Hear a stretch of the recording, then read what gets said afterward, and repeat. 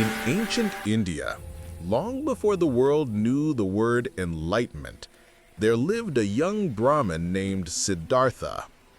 Born under a thatched roof in a peaceful village near the great river, he was the pride of his people. Brilliant, disciplined, compassionate. From childhood, he studied the sacred verses, mastered meditation, and earned the admiration of every teacher.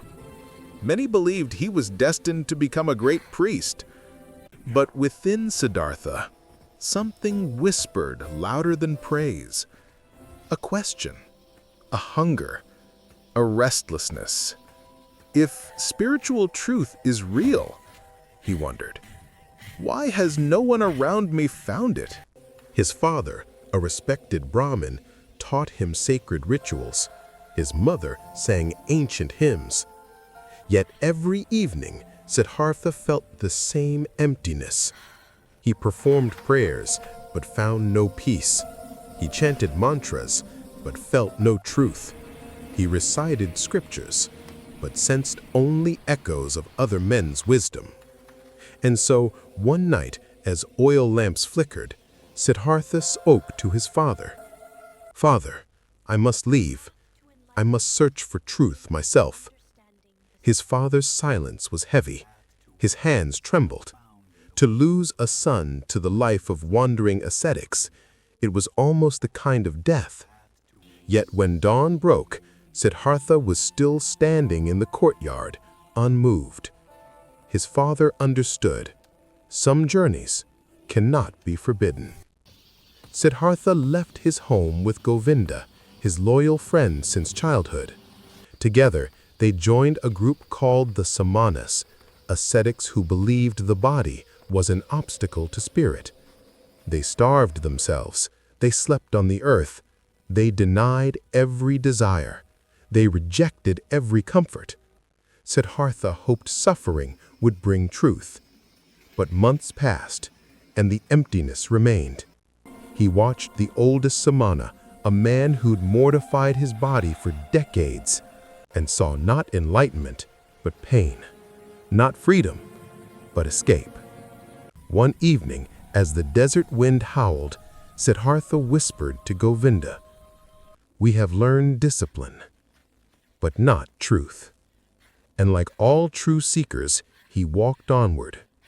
News spread across the land. A man named Gautama, the enlightened Buddha, was teaching nearby. Siddhartha and Govinda followed the crowds. They sat down among hundreds. And when the Buddha spoke, the jungle fell silent. Even the wind seemed to listen. Siddhartha was moved deeply. This man was truly awakened.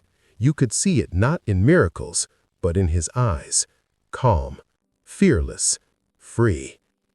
Govinda immediately devoted himself to the Buddha, but Siddhartha did not. That night, he approached the enlightened one privately. "Siddhartha, your teaching is perfect, but you found the path yourself. I must find my own." There was no arrogance in his voice, only truth. The Buddha nodded gently. "Wise is the man who knows he must walk the path alone. May you find your way, young seeker." It was not a rejection. It was a blessing. Govinda stayed. Siddhartha walked into the forest alone. For years he had lived in discipline. He had starved desire, rejected beauty. Now he would face everything he had resisted. Siddhartha entered a city full of life. Dancers, merchants, music, perfumes in the air. It overwhelmed him. And then he saw her, a woman of grace, elegance, and quiet intelligence. Her name was Kamala. She smiled, a smile that could open or close doors. "Kamala, if you want my attention, Siddhartha, you must have fine clothes, fine shoes, and coins in your hand." She did not speak out of greed, but realism. Beauty in her world required stability. So Siddhartha did something no ascetic ever imagined. he stepped fully into the world. He worked for a wealthy merchant named Kamaswami. He learned trade, negotiation, and leadership. Years passed. Siddhartha became respected. His home grew large, his clothes grew finer. Women admired him. Kamala welcomed him. He tasted every pleasure the world offered: wine, love, comfort, status. But with every passing year, a quiet suffering grew. Not physical this time, but spiritual. At night he lay awake, the same emptiness returning, like a river swelling after monsoon. One morning, while watching gamblers laugh over dice, Siddhartha felt a cold realization. I am not living. I am only drowning slowly in comfort. He saw his reflection in polished bronze, and he looked like a stranger. So one night, without a word, he walked away from the city, away from Kamala, away from everything he had built. For the first time in his life, Siddhartha felt completely lost. He had failed as an ascetic, failed as a seeker, even failed as a man of the world. He walked until his legs collapsed. He leaned against a tree, and the thought he had always rejected entered his mind. Perhaps it is better to simply end this life. He walked to the river's edge. But something happened, small, almost invisible. A sound, a vibration, a single word in the ancient tongue. Om. Not from the sky, not from gods, but from the river itself. The river did not save him with miracles. It saved him with memory. The memory of every spiritual lesson he had ever heard. The memory of peace he once knew as a child under the banyan tree. Siddhartha collapsed, not to die, but to sleep.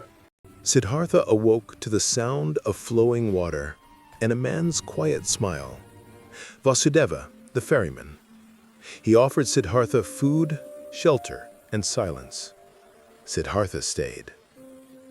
The ferryman was not a priest, not a scholar, not a guru. He simply listened to people, to wind, to earth, to river. One day Siddhartha asked, "What is it that you hear in the river?" Vasudeva replied, "Everything." Not as poetry, but as literal truth. The river taught him that time was illusion, that all lives flowed into one, that suffering and joy were part of the same current, that the world was not divided, only minds were. Years passed peacefully.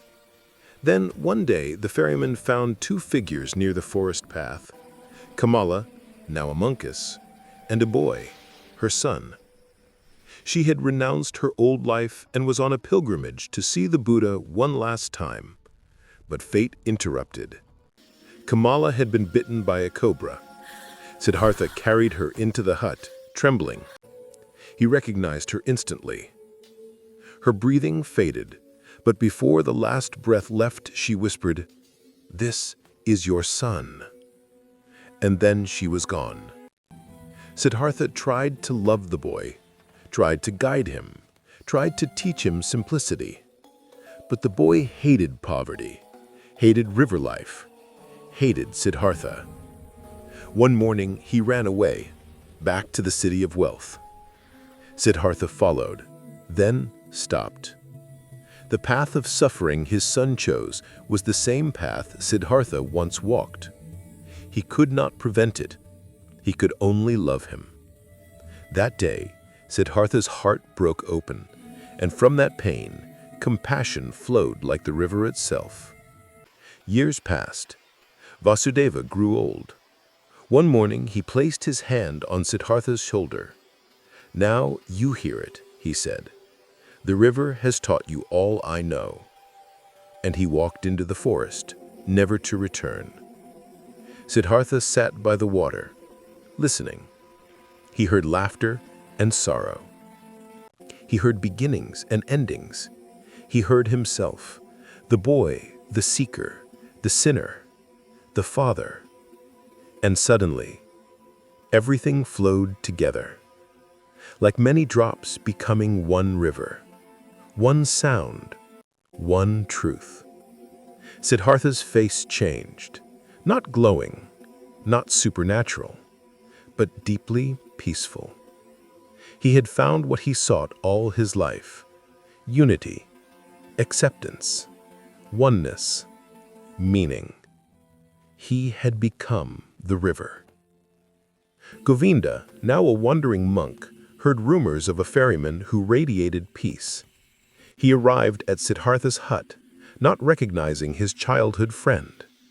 But when Siddhartha smiled, Govinda fell to his knees. "I have searched all my life," he whispered. "Show me what you have found." Siddhartha placed a gentle hand on his friend's cheek, and Govinda saw, not visions, not gods, but the simple truth of existence reflected in Siddhartha's calm eyes. He realized enlightenment was not in scriptures, not in rituals, not in teachers, but in the acceptance of all things as one. And the river flowed on. What Siddhartha's journey teaches us: you cannot borrow anyone's truth. You must walk the path yourself. Pleasure and suffering both teach, but neither gives peace. Life will not answer you through teachers, but through experience. Running from desire or drowning in it both lead to emptiness. True wisdom is not perfection, it is acceptance. Everyone is your teacher, even pain, even loss, even your own mistakes. Inner peace comes when you stop searching outside and listen within. This was the story of Siddhartha, a man who traveled through every corner of life only to discover that truth was waiting within him all along. If this journey touched your heart, remember, your life is its own river, its own teaching, its own path to peace. Thank you for watching Journey of Hope, where every story lights a new path forward. Until the next story, keep walking, keep learning, and keep listening to the river inside you.